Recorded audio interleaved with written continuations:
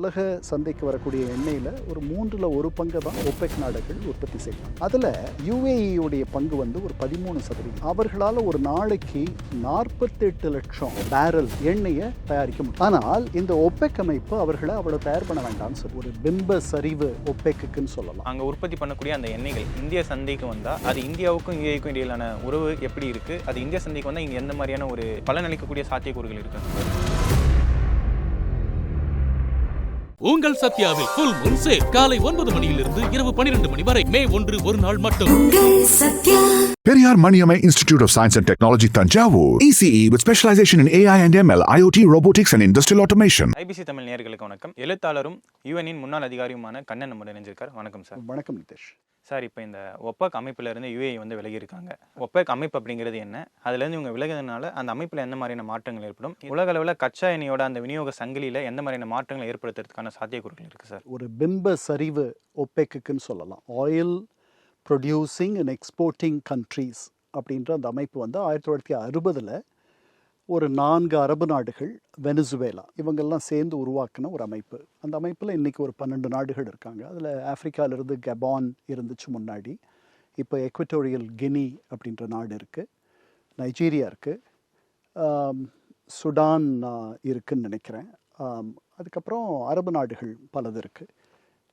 இது இந்த ஒப்பெக் உடைய தலைமையகம் 60களில் தொடங்கப்பட்ட இதனுடைய தலைமையகம் வியன்னா, ஆஸ்திரியாவில் இருக்குது. இது ஏன் தொடங்கினாங்க அப்படின்னா, அவங்களுடைய எண்ணெய் வளத்தின் மீது அவர்களுக்கு இருக்கக்கூடிய ஆதிக்கத்தை நிலைநிறுத்துவதற்காக, சாவரனிட்டி. இதற்கு முன்னாடி எந்த எண்ணெய் கம்பெனி, இப்போ பர்மா ஷெல் அப்படின்ட்டு பிரிட்டனுடைய எண்ணெய் கம்பெனி இருக்கும், அல்லது டெக்ஸிகோ, எக்ஸான் அப்படின்ட்டு அமெரிக்காவினுடைய பெரிய பெரிய எண்ணெய் கம்பெனிகள், அவர்கள் பெரிய முதலீடுகளை செய்து இந்த எண்ணெய் வளத்தை சுரண்டி எடுத்தார்கள். தோண்டி எடுக்கிற அந்த எண்ணெயினுடைய விலையை, சந்தையினுடைய விலை, இதையெல்லாம் கட்டுப்படுத்தக்கூடிய வல்லமை அவர்கள்ட்ட இருந்துச்சு. இவர்களுடைய எண்ணெய் இதை இந்த பெரிய கம்பெனிகள், வெளிநாட்டு கம்பெனிகள், அவர்கள் சந்தைப்படுத்தி அதற்கு ஒரு விலையை நிர்ணயப்படுத்தி, இப்படி இவங்க கட்டுப்பாட்டுக்குள்ள அந்த எண்ணெயினுடைய விலையோ அல்லது பொதுவாக அந்த சந்தை விலை இல்லை அப்படின்றது ஒரு சின்ன வருத்தமாக இருந்ததுனால,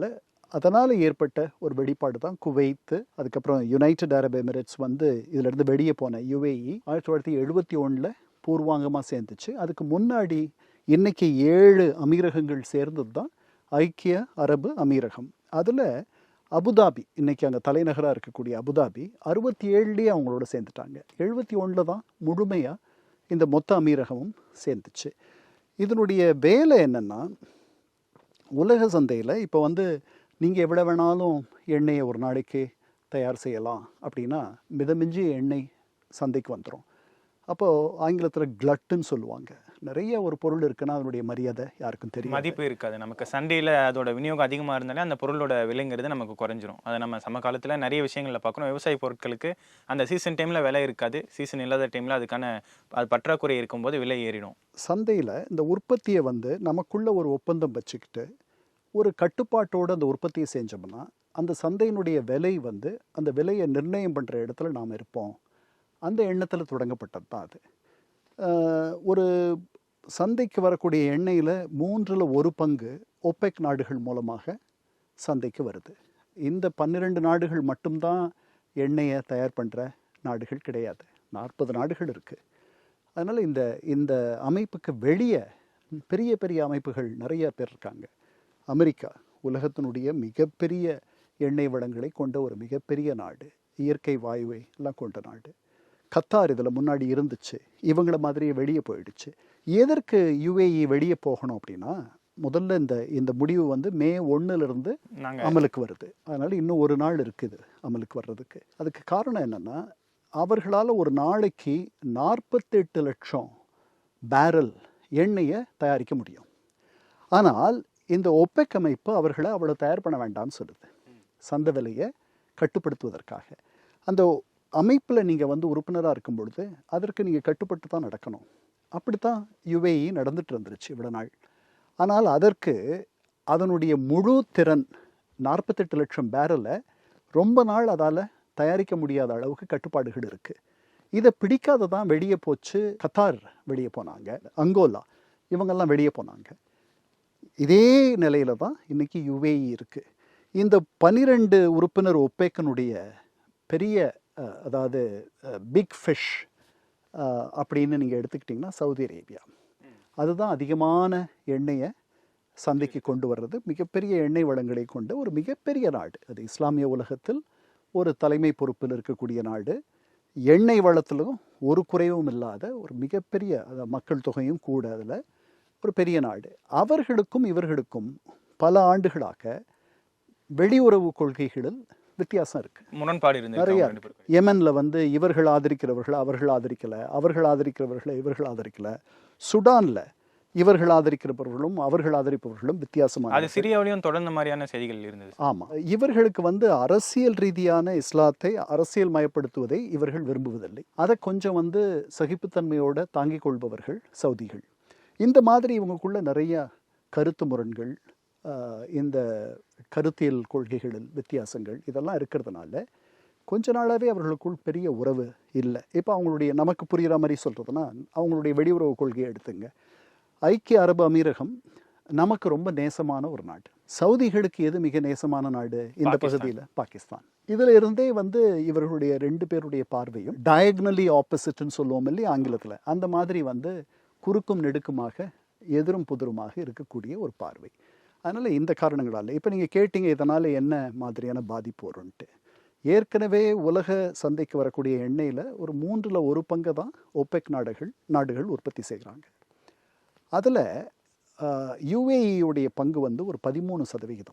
அதனால் அவர்கள் வெளியே போயிட்டதுனால ஒரு மிகப்பெரிய பாதிப்பு வந்துரும்னு சொல்ல முடியாது. இன்னும் சொல்ல போனால் UAE ஏன் வெளியே போகிறாங்க அப்படின்னா, இந்த கட்டுப்பாட்டு, இந்த கோட்டா, ஒவ்வொருத்தருக்கும் இவ்வளவு கோட்டா இவ்வளவு அப்படின்ட்டு அவங்க விதிச்சிருக்காங்க.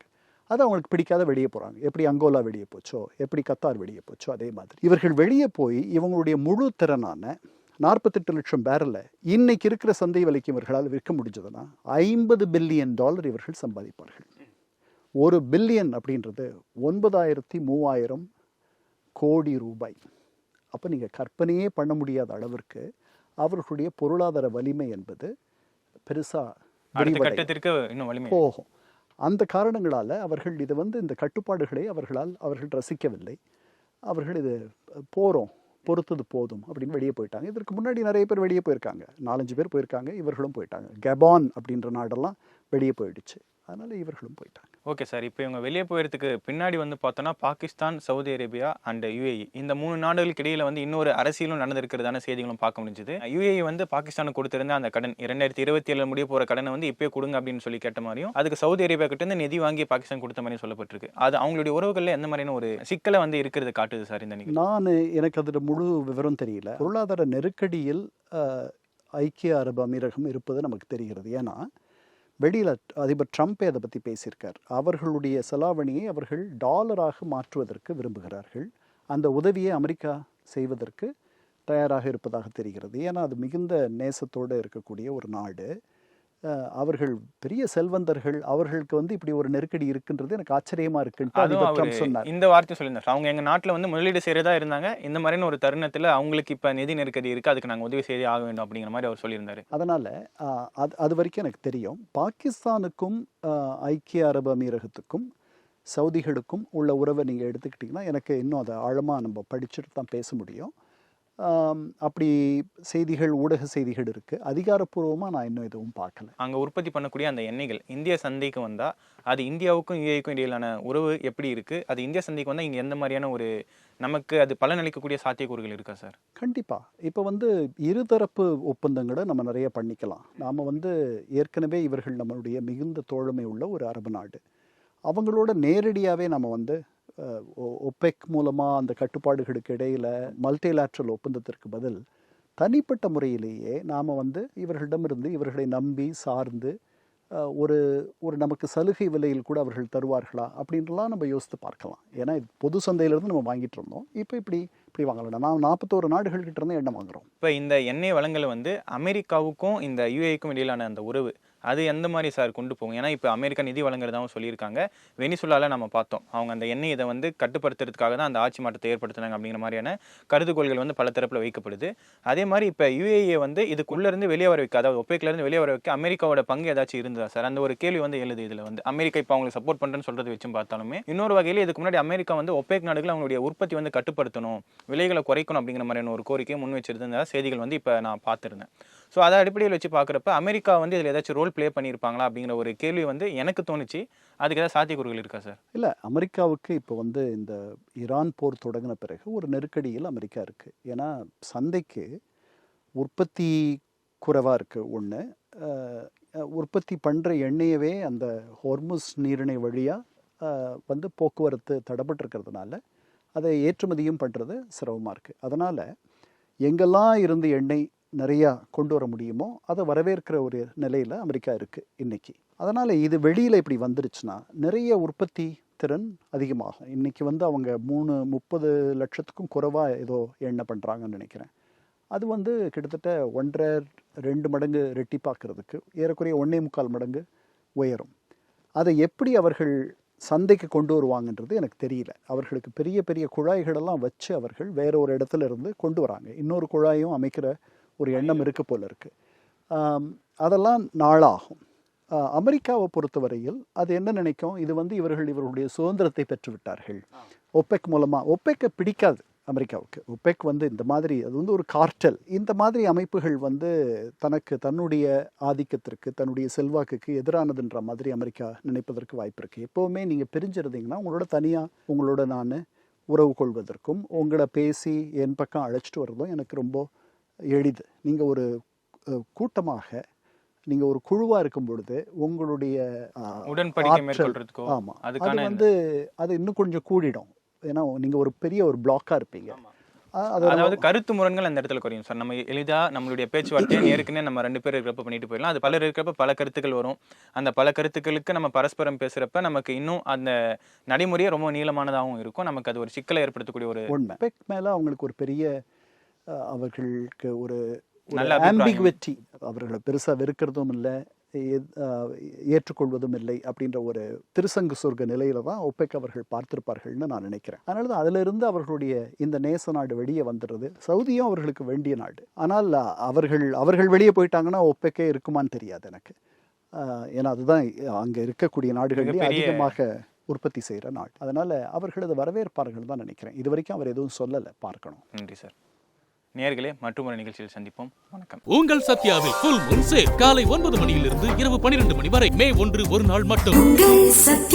Periyar Maniamai Institute of Science and Technology, Tanjavur. ECE with specialization in AI and ML, IoT, robotics and industrial automation.